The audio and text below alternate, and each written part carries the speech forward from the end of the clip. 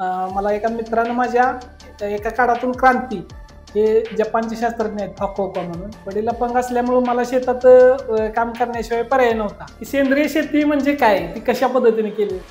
पूर्वी आपण काही केमिकल कुठलं आणून शेतात घालत नव्हतो. नमस्कार, मी उदय पाटील, वाळवा तालुक्यातील शेनेगावचा शेतकरी आहे मी. माझी पार्श्वभूमी सांगतो. मी सेंद्रिय शेती करतो. साधारण 1995 सालापासून माझा हा प्रवास चालू आहे. मला एका मित्रानं माझ्या एका काळातून क्रांती हे जपानचे शास्त्रज्ञ आहेत फुकुओका म्हणून, त्यांचं एक पुस्तक मला वाचायला दिलं आणि तिथून माझ्या सेंद्रिय शेतीची सुरुवात झाली. त्याच्या अगोदर माझी 10 एकर शेती आहे आमची. आणि मी थोरला, माझी लहान भाऊ एक आहे माझा. त्यामुळं कसं वडील अपंग होते. वडील अपंग असल्यामुळं मला शेतात काम करण्याशिवाय पर्याय नव्हता. मग शेतात काम करत करत करत माझं ग्रॅज्युएशन पूर्ण केलं मी. पण शेती करणं हाच मुख्य उद्देश होता आपला. कारण एवढी शेती सोडून बाहेर नोकरी जॉब करणं शक्य नव्हतं त्या ह्याच्यात. त्यामुळे आपण शेतीकडे वळलो आणि शेती करत असताना मग ते 95 साली पुस्तक वाचनात आल्यापासून मग सगळ्यांच्या पेक्षा वेगळ्या पद्धतीची काहीतरी आपण शेती करायची, ह्या संकल्पनेतून आपण सेंद्रिय शेतीला सुरुवात केली. मला आता तुम्हाला आवर्जून असं सांगायचं आहे की सेंद्रिय शेती म्हणजे काय, ती कशा पद्धतीने केली जाते. तर जी पूर्वीची आपली जी जुनी पद्धत होती शेती करण्याची, जे बैलानं नांगरणं, बैलाच्या पाळ्या देणं, ह्या पद्धतीने शेती जे करत होतो तेच शेती. पूर्वी आपण काही केमिकल कुठलं आणून शेतात घालत नव्हतो. आता रासायनिक शेतीत काय झालंय, मोठ्या ट्रॅक्टरनं नांगरणं, त्या युरिया, DAP, ज्या कीटकनाशकांच्या फवारण्या, ह्या सगळ्यापासून आपल्याला दूर जायचं आहे. म्हणजे जे पूर्वीची शेती होती त्या पद्धतीनं मग शेतात आपल्याला शेणखत वापरणं, पाला पाचोळ्याचं आच्छादन करणं, किंवा तण जे आपण आता हिरवळीचं खत म्हणून आपण ताग डेलच्या 100 रुपये किलोने बी आणतोय आणि ते बी आणून आपण शेतात करतोय, मग आपण हिरवळीचं खत केलं म्हणतोय. तर त्याच्याऐवजी जे कनेरी मठावर आम्हाला शिकवलं गेलं की बाबा हे जे तण आहे हे निसर्गाने आपल्याला फुकट दिलेलं आहे, ते पण हिरवळीचं खतच आहे ना. म्हणजे कसं, ते जर तुम्ही वाढवलं म्हणजे पिकाच्या अवस्थेनुसार, म्हणजे पीक लहान असताना बाळ पीक असताना आपल्याला भांगलन वगैरे करावे लागते. पण ऊस कुळवल्यानंतर जर त्या शेतात आपण जर तण वाढवलं तर ते हिरवळीचं खत आपल्याला तयार होतं, म्हणजे फ्रीमध्ये तयार होते. अशा पद्धतीने आपण शेतातला खर्च कमी करत गेलो. समजा आपण ट्रॅक्टरच्या आता गेल्या माझ्या शेतात आता वैयक्तिक गेले जवळजवळ 15 वर्ष झालं आपण मोठा ट्रॅक्टर घातलेला नाही. मोठ्या ट्रॅक्टरनं काय होतंय, 4-5 टन त्या ट्रॅक्टरचं वजन, आणि तेवढ्यात ते वजन आपण शेतात फिरवतोय म्हणजे ती जमीन मऊ होण्याऐवजी ते आवळून बसते, जास्त घट्ट होत्या. तर आमच्या शेतात आता आम्ही काय करतोय, पॉवर टिलर आहे आमच्याकडं 13 HP चा. त्या पॉवर टिलरनंच आपण वरच्यावर मेहनत करतोय. म्हणजे कमीत कमी मेहनतीत आपण हे जे पालापाचोळा, खुडकी, ह्या सगळ्या गोष्टी शेतातच हे करतोय. म्हणजे सेंद्रिय शेती म्हणजे कसं, आता थोडक्यात तुम्हाला सांगायचं तर आपण घरातला केर कचरा गोळा करून उकिरड्यात टाकतोय. त्याच उकिरड्यातला आपण तो खत गोळा करून शेतात नेऊन घालतोय. आणि ते शेतात घातल्यानंतर आपण उकिरड्यात काय करतो, भाकरीचा तुकडा आपण पुरतो का, तर लक्ष्मी आपण ते शेतात नेऊन घातली म्हणून. मग ही संकल्पना माझ्या अशी डोक्यात बसली की आपण शेताचाच उकिरडा केला तर. म्हणून आज माझ्या शेतात सगळा म्हणजे पाला पाचोळा, जे तण निघल, हिरवळीचं जे तण निघते, ते तणाची एकही मूठ आपण बाहेर टाकत नाही. ते सगळी पाठीमागं बायकांच्याकडनं भाकलून घेऊन ते आपण पाठीमागं टाकतोय. ते रानातच कुजवतोय. खुडकी सगळी रानातच कुजते, सगळा पाला पाचोळा रानातच कुजतोय. त्यामुळं रानात गांडुळांची संख्या एवढी प्रचंड प्रमाणात वाढल्या की ते 14 फूट पर्यंत ते गांडूळ शेत असं खोलवर ते जे नांगरट करतंय. म्हणजे उभ्या पिकात 24 तास म्हणजे त्याला म्हणजे पिकाला मुळाला कुठेही धक्का न लावता ह्या पद्धतीने मेहनत होत्या. तुम्ही 5,000 रुपये 4,000 रुपये ट्रॅक्टरला देऊन जी मेहनत करताय ते 9 इंच तुमचा किंवा 10 इंचाचा फाळ लावतोय, आणि रान उलट मऊ करण्यापेक्षा ते जास्त घट्ट करूनच निघून जाते. आता सेंद्रिय शेती म्हणजे नुसते शेतात सेंद्रिय निविष्ठा वापरणं हे इथपर्यंत नाही. आता माझ्याकडे देशी गाय आहेत, 2 गीर आहेत, 1 खिलार आहे. त्यांचं शेण गोमूत्राचा आपण वापर शेतात करतोय. त्या पद्धतीने आपल्याला दूध खायला मिळतंय. A2 पद्धतीचं दूध जे मिळतंय ते, त्याचं तूप, दही, ताक, हे सगळं आरोग्याला जे उपकारक आहे हे सगळं आपल्याला खायला मिळतंय. आता आमच्या शेतात वांग्याची एक 10 झाडं असतात, मिरची असत्या, शेवग्याची एक 4-5 झाडं आहेत, कारल्याचा 1-2 वेल असतो, दोडक्याचा एखाद दुसरा वेल असतो, कुठेतरी कोबीची एक 5-10 रोपं लावतो. अशा पद्धतीनं आम्ही बाजारातनं कुठल्याही प्रकारचं विकत काय भाजीपाला आणत नाही आजच्या घडीला. आपल्या शेतात पिकल तेच खायचं. ज्या दिवशी समजा काय नाही उपलब्ध झालं तर आपल्या शेतात जे उडीद मूग चवळी आपण करतोय त्याच्या डाळीपासून जे वरण असेल, सांडगा असतील, पुन्हा तुमच्या मूग काय ते मूग ची उसळ, चवाळ्याची उसळ, या पद्धतीनं मटकीचं मोडं, अशा पद्धतीने सगळे हे खाणं पिणं आम्ही मेंटेन केलंय. आता माझी पार्श्वभूमी अशी आहे की मी संपूर्ण आत्ताच्या घडीला मी सगळी माझी संपूर्ण शेती सेंद्रिय पद्धतीने करतो.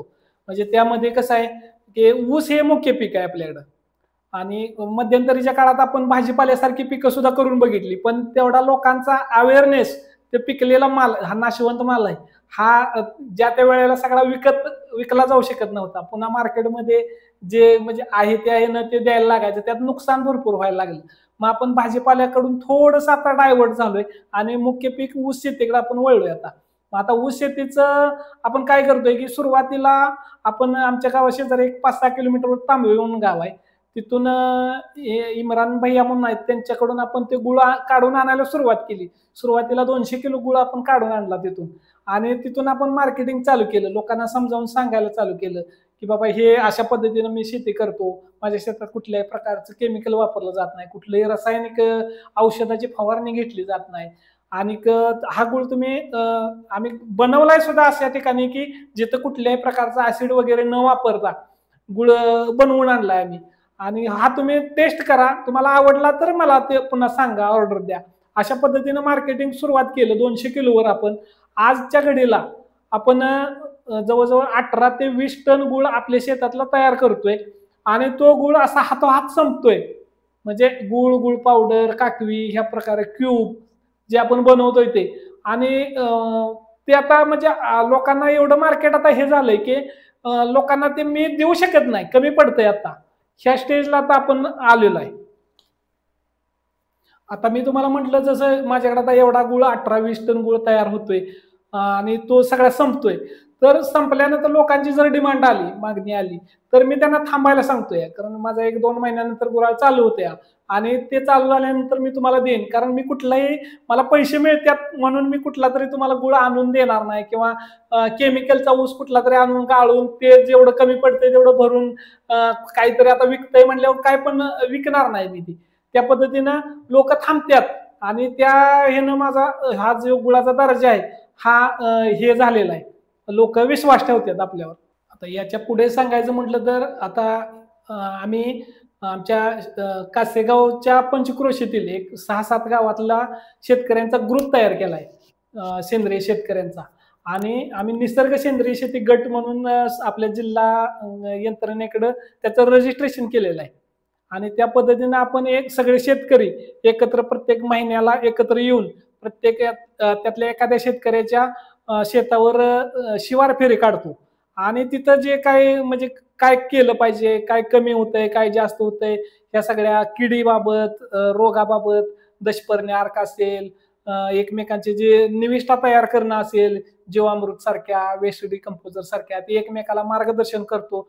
आणि सगळ्या शेतकऱ्यांना आपण एकमेकांचं जे माहिती आहे, कशा पद्धतीने शेती केली पाहिजे, कशामुळे उत्पन्न वाढतंय, कशामुळे काय फायदा होतोय, काय तोटा होतोय, ह्या सगळ्या गोष्टींची आमची चर्चा वगैरे त्या ग्रुपच्या माध्यमातून होते. आणि शासनामार्फत पण सेंद्रिय शेतीचं मार्गदर्शन करण्यासाठी मला शासनामार्फत पाठवलं जातं. त्या ठिकाणी आपण जाऊन लोकांना सांगतोय की बाबा कशा पद्धतीने शेती केली पाहिजे.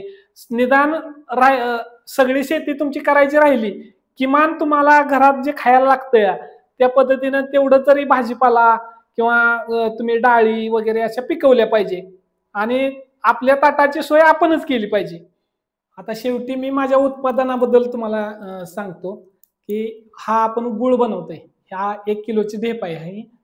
त्यानंतर ही पावडर आहे, गुळ पावडर, ही ड्रायरमध्ये सुकवून म्हणजे पूर्णपणे ह्यातलं मॉइश्चर काढून घेऊन आपण हे देतोय. ह्याला 1 वर्ष 1.5 वर्षापर्यंत ह्याला काही होणार नाही, एवढं यातलं पूर्ण मॉइश्चर काढलं जातंय.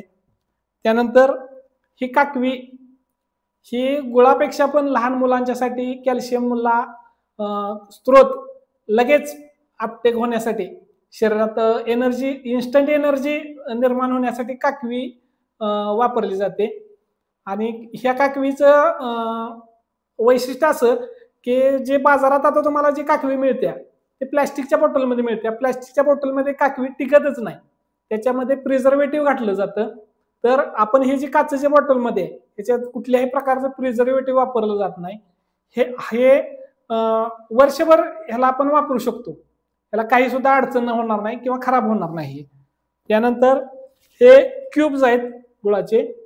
हे क्यूब्स 8 ग्रॅमचे क्यूब्स आहेत. आपण जेवल्यानंतर सकाळ संध्याकाळ यातले क्यूब आपण घेऊन खाऊ शकतो. जसं की 1 किलोची समजा ढेप असेल तर आपण ढेप फोडून खाऊ शकत नाही किंवा हात भरतोय ते पुन्हा हात धुवायला लागतं. हे आपलं किचन मध्ये तुम्ही ठेवलंय की जेवल्यानंतर 1 क्यूब काढून तुम्ही खाऊ शकताय.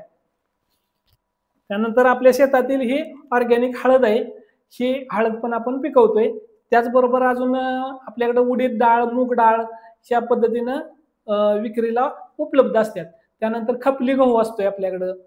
म्हणजे जे जे आपल्या शेतात पिकतंय ते आपल्याला जेवढं लागतंय तेवढं ठेवून आपण सगळं लोकांच्या आरोग्यासाठी काम करतोय, लोकांना ते देतोय. धन्यवाद मला इथं सांगली टॉक्सवर बोलण्याची संधी दिल्याबद्दल.